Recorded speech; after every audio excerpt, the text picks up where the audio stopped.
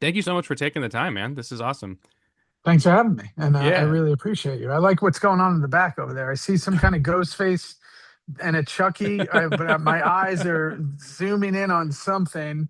But yeah, there's a bunch of great stuff back there. That's awesome. Thanks. Yeah, you're not wrong. I've got a whole cluster of collectibles and tchotchkes and horror stuff. I talk mostly about horror movies on my channels, but I've been branching Love out it. to other stuff too. And then What's I'm your part. favorite horror movie of all time? Oh I know that's man. hard to say. Yeah. I always go to, there's a few, like Cabin in the Woods is always a really fun one for me that I go to People a love lot. that. The Yeah, Thing is a lot of guys' favorite movie because it's one of the great. best. Yep, and And then just a this, great movie in general. It's not yeah, even like people say horror, but it's an amazing film. exactly. Carpenter at his finest. Yeah. Yeah. What about you? Do you have a favorite horror movie? Yeah, for me, it's like I think because they meant something when I was young, just being as frightened as I could. Like, The Howling always got me when I was young, Yeah. and American Werewolf in London, got me for the makeup, right? What was going on there as a kid? I was, around the '80s and that transformational stuff. Halloween one to me, just because Mhm. it's so psychological in a Yeah. way of like, it's not a lot of blood. It's just chaos. And then what I go back to all the time, especially having two young kids, my 9-year-old is super into horror. So I judge it through their lens. Is like Scream 1 is such a great movie. I know Oh yeah. people, whatever, but it's like a great film. Oh yeah. No, it's perfect. It's a perfect movie. Yeah. So I love that. And then obviously recently, and I know it's a different form of horror now. Horror has taken on new measures, but I really dug Obsession. I thought it was Yeah. an amazing movie. Yeah. I Amazing. thought it was a fantastic film. I've seen Obsession a few times now, and it gets better with every watch because there's so many little things you notice in the background, like Yeah. just these like little intentional Easter eggs and stuff. Yeah.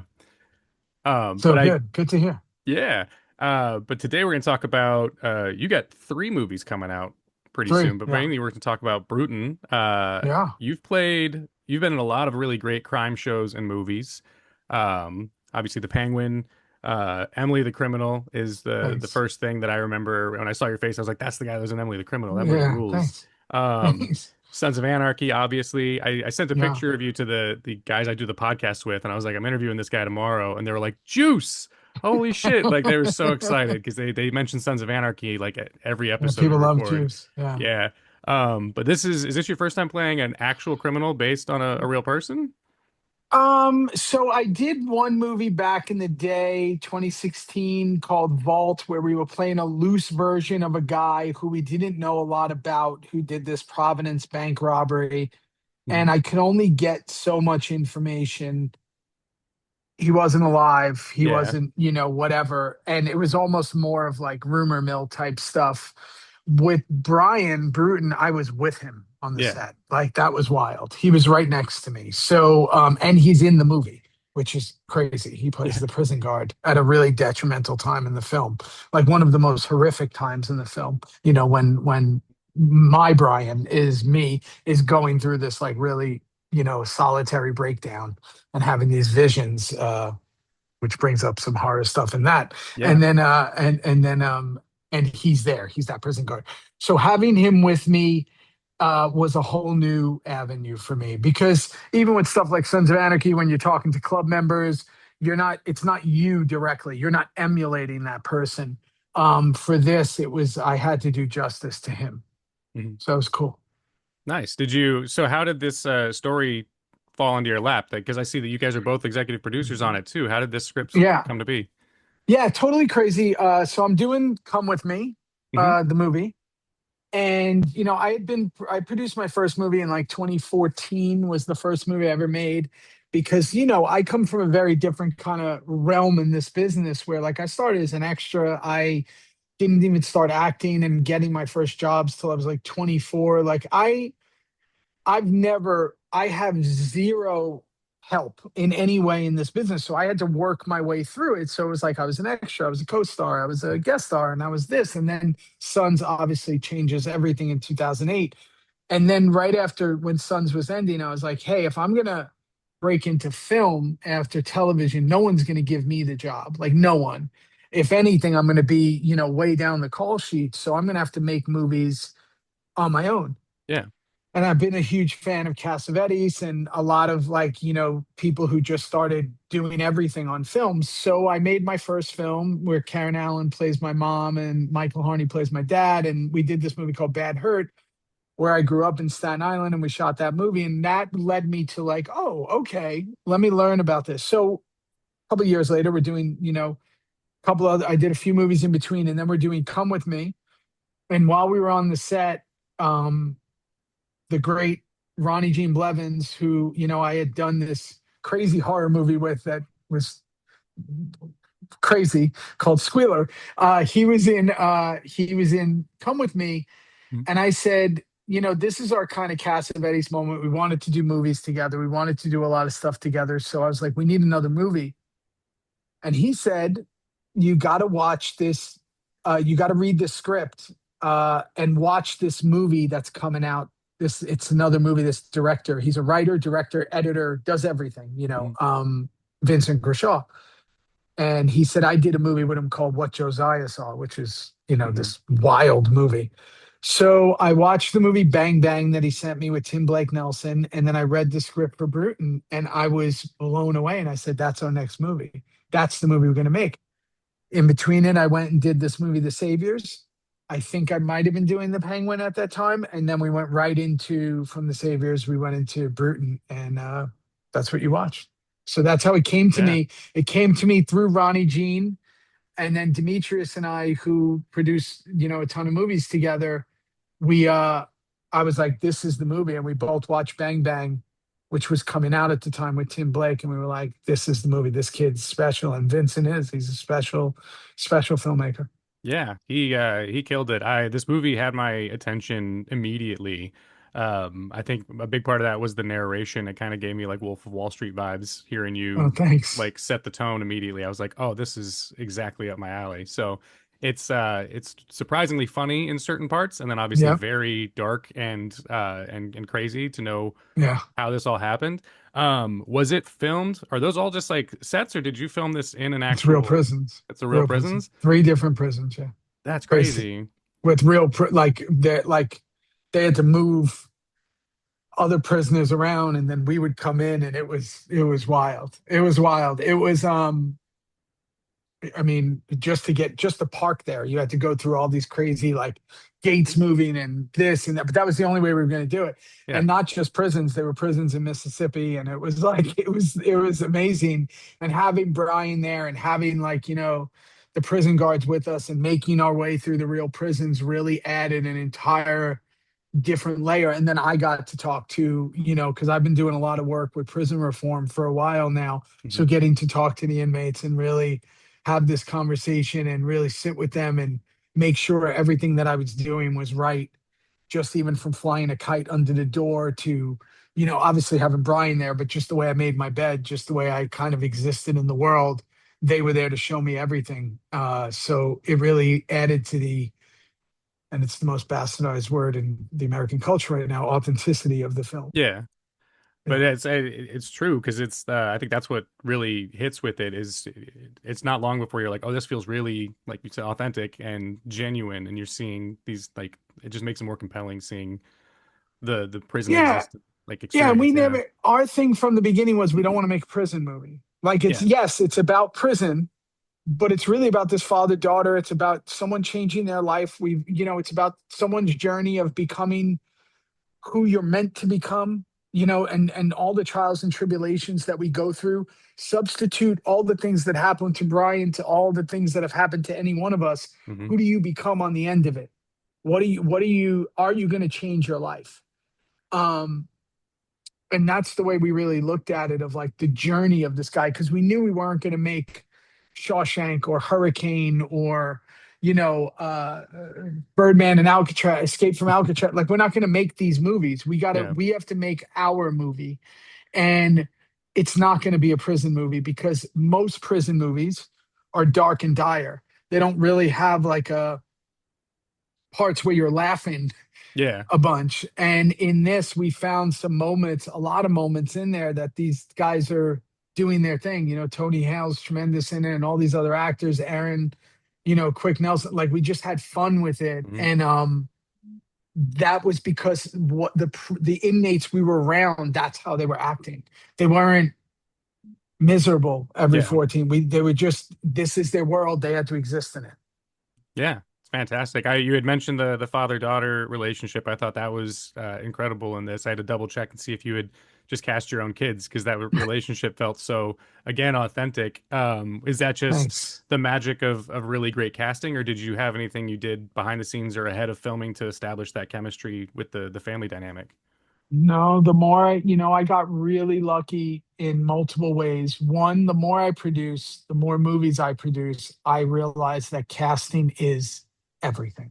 Hmm. It's more important than anything you're doing in a film, because not just on the level of is the person right for it, is are they right for it? Like their persona, meaning Hmm. like their energy, their person, their are they willing to do they work like us? Now with us, it's all friends. We all make tons of movies together. So when people are coming in, they're coming into this like family atmosphere of like us all eating together, also hanging together.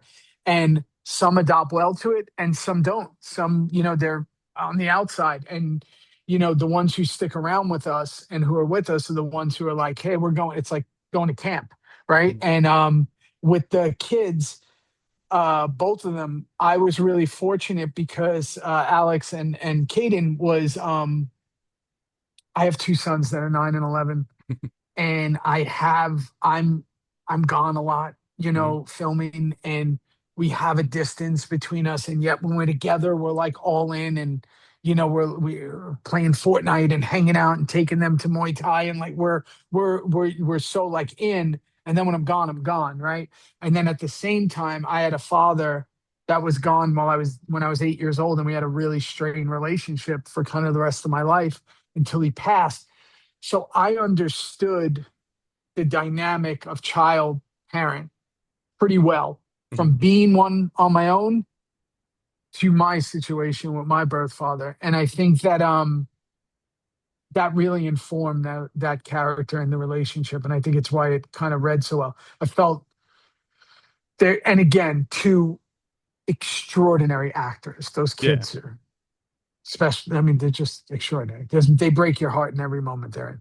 Absolutely. Yeah, it was killer. The movie premieres August 12th, I think Locarno, she said. Yeah, yeah. that's Locarno, exciting. yeah. Yeah, it Um, is. And a totally different environment for film, right? Saviors premiered at South by mhm. and Come With Me in LA. And it's like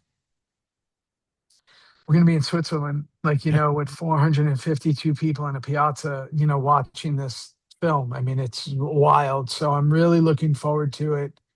And just looking forward. I've been to about 6 to 8 screenings of the film for smaller groups of like 20 at a time. And the response has been really tremendous that Vincent has elicited with this work. So I hope that it continues.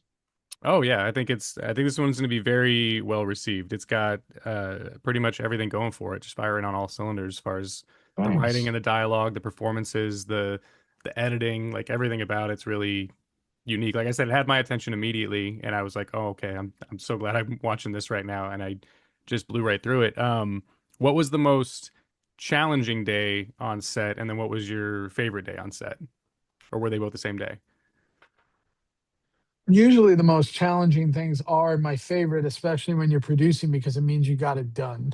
Yeah. The most challenging from a production standpoint was the stuff with the dump truck, because we just couldn't get it Mhm. to work.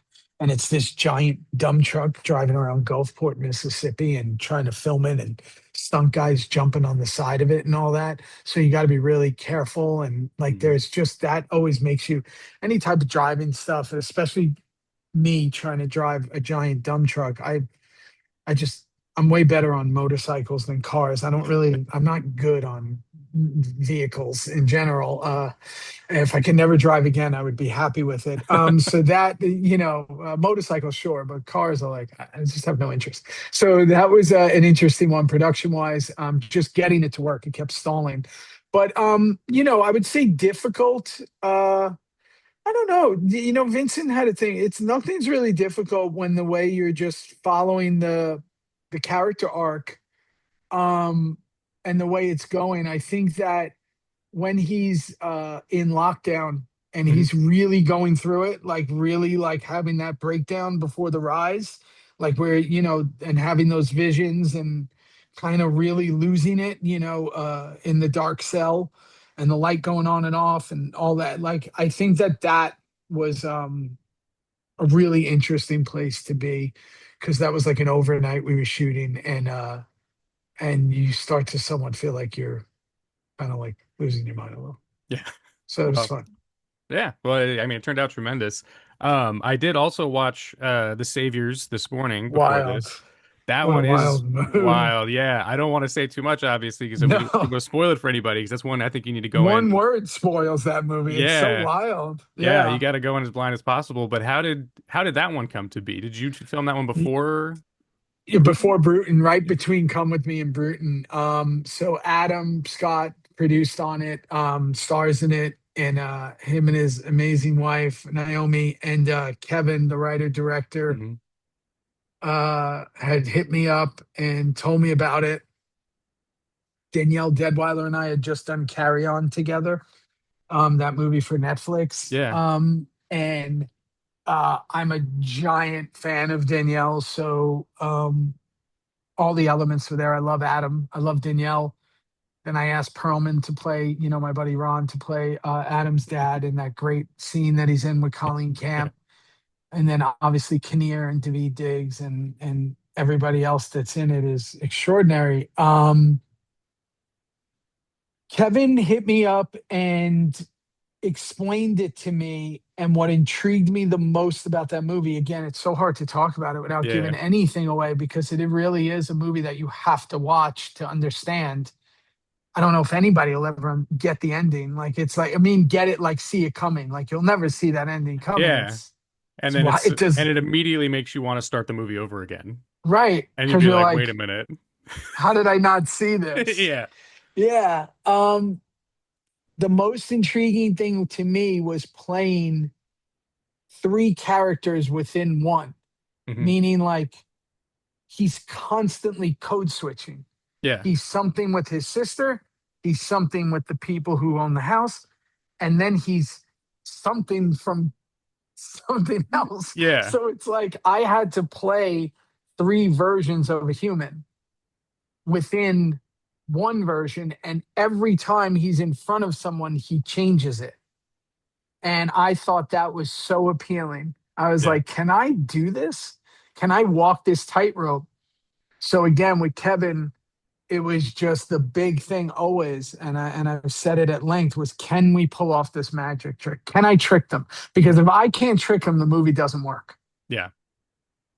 Yeah. If they see me coming at all, it doesn't work. Yeah.